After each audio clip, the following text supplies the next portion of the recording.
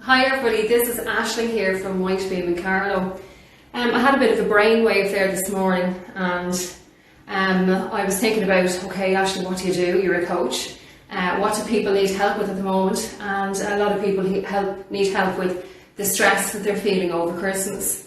So I basically got pen to paper and I came up with 8 areas that people can have difficulty in or with over the Christmas.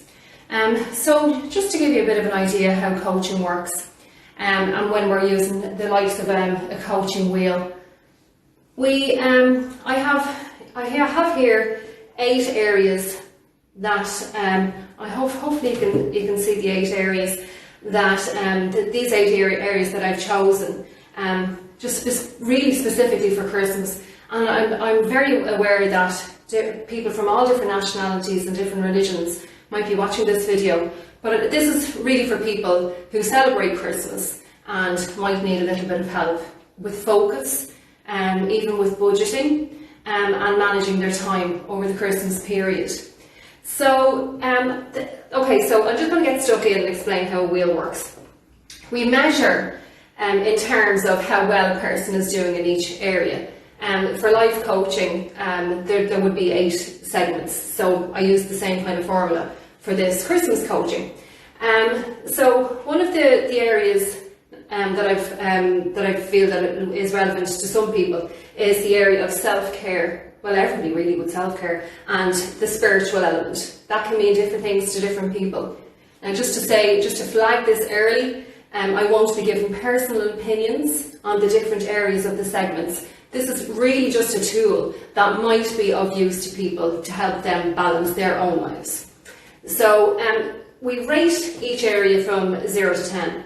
So the area of self-care and spiritualism, how do you feel you're getting on yourself? Do you feel you're taking care of yourself? How would you rank yourself on a scale of between 0 and 10?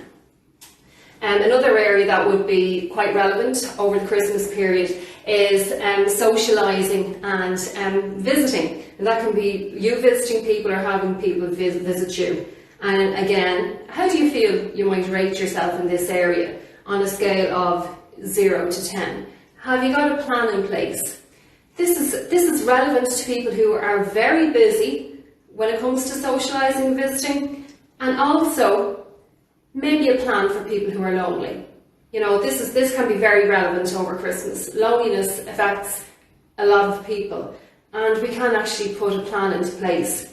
This might bring you out of your comfort zone, actually planning for how you're going to deal with loneliness, how you might even bring yourself out of loneliness. Maybe you'll push yourself to do something, to surround yourself in a different area. So just moving along, and we can come back to each area as we go later on. So, donations. Can you afford to give donations over Christmas? Some people feel that is an element of Christmas and something that they want to do themselves.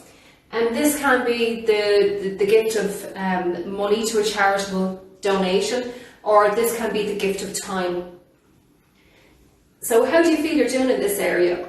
It may or may not be relevant to you, but I thought I'd put it in. So something that everybody does over the Christmas time is to eat. So as regards food shopping, groceries, planning, do you wing this? Do you wing this, or is it something that you are actually quite good at? Are you good at planning in advance? For example, some people already would know, that they know exactly what they're having for Christmas dinner, and they've already taken care of their shopping list. Or it could be that they're so good at it, that they have a rolling shopping list every year. So that would be something that is, how would you scale yourself in that? Now, some of you are very lucky. I can imagine that you have somebody doing that for you, but for lots of us, we have to plan this. So have you planned this? And how would you scale yourself on a scale from 0 being appalling, you haven't even thought about it yet, or would you say 10, there's nothing to do here, you're all sorted. So the next area that would concern a lot of people is the area of budgets and gifting. So Are you gifting this Christmas? Do you know who you're going to give presents to? Do you know how much you're spending? That kind of thing. So, and have you got a budget for this? So this could be something that you could take time on and reflect on. And just as I'm talking, and maybe you're even thinking about it now, how would you rank yourself in this area from 0 to 10? Obviously 0, there's a lot of work to do here. Perhaps in the past you have found it that you have forgotten somebody, or perhaps, which is quite common as well, that you've maybe gone a bit too far, that you've gone beyond your own budget, or you've gone beyond what a person might actually expect or need over the Christmas time. Okay, so I know I'm the sugar coach, and this isn't about the sugar coach today, but treats. What does it mean to you over Christmas? Are you the kind of person who is very suggestible to advertising in the likes of the big supermarkets? Go around the country at the moment and you can go anywhere from Super Value to Tesco to Aldi and Lidl, and there is a common theme. There are, actually slightly going into the sugar end things accidentally, but as regards treats, there's walls of biscuit boxes, there's literally walls when you walk in the shops of different brands of sugar drinks, boxes of sweets, boxes of chocolates. Now, they're not there accidentally, they're there to encourage you to buy. But what I'm going to ask is, have you found yourself maybe on the 28th of December in the past where you have a big pile of calories basically sitting in the press, and you're hoping Auntie Dolly will come over so you can give her the box? Just how do you measure this kind of thing as regards treats? I'd say if 0, that you started buying last September, and perhaps hidden in the attic somewhere you have 20 selection boxes and packets of biscuits all ready for the back of the press. Or 10, are you a little bit more measured than that? Have you decided, okay, so I have X amount of people to buy for, I'm going to buy so-and-so selection box, I'm going to buy, or whatever, So just have a think about where you are as regards treats over the Christmas. Okay, so clothing. Clothing is something that people get caught up in as well. Now, some more than others. And as I said about this wheel that I drew up there this morning, this is not going to be relevant for everybody, but for some people this could be relevant. So clothing. Have you found yourself in the past maybe discovering a jumper or a dress at the end of January that you never got to wear? Are you inclined to buy a lot of clothes, and perhaps you don't need as many as you did, or you thought you did? So is this something that you actually calculate? Is it something that you decide, okay, I need this, this and this, and you stick to it? Or do you use Christmas as an opportunity to perhaps buy a couple of things that you need? And is that the way you do it? Or do you wait until the sales? So all these are different types of behaviours that people have. So for you to reflect on in yourself, how do you find you are? How do you feel you are in this area? Is this something that you need to reflect on? So again, how would you rate yourself? As I said again, this is your personal opinion, and this is based on your own value systems on a scale between 0 and 10. Okay, so the last one, I left this one until the end because this can be an issue for some people, and it's not an issue for others at all. So alcohol, very similar to treats.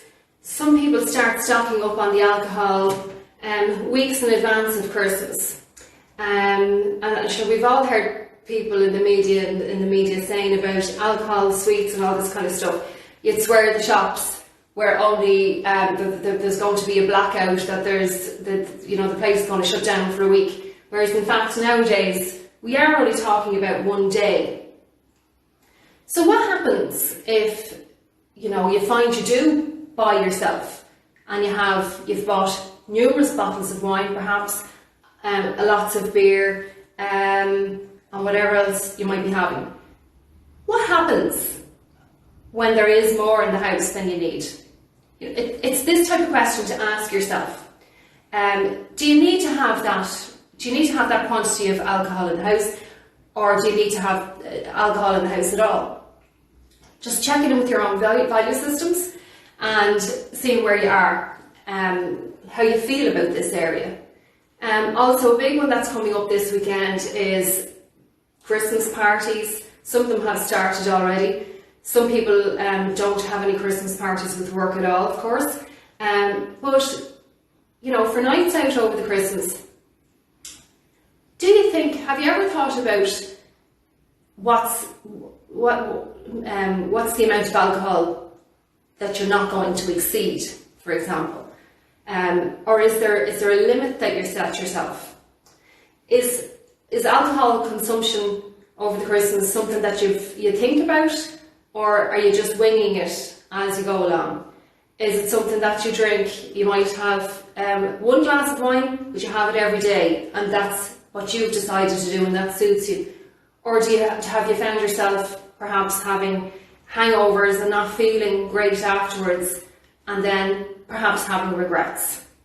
So just, if you were to think about it, how would you scale yourself from your own belief system, from your own set of values? How do you feel you do in this area from 0 to 10?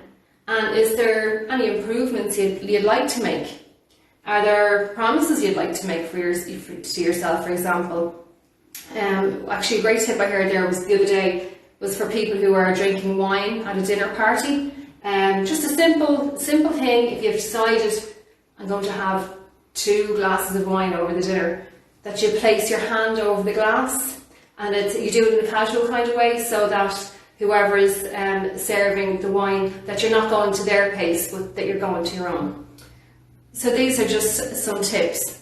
Now, I kind of skated over some of these issues. So the idea being, this is a tool that you can reflect on these areas. I know it's not the same as coming to my office, and it's not the same as the deep diving kind of work that we would do, exploring each of these areas. But I suppose it's a conversation piece even, or a thoughtful piece, something for you to reflect on. So I hope you enjoyed that, and if you did, maybe you'd give me a like. This could have been an absolute disaster. I'm not sure how good my internet speed is, but I thought I'd try anyway. So thanks very much for stopping by, and if anybody would like me to explore any of these areas, you can drop me a note, and I'd be delighted to have a chat. Okay, thanks very much. Bye.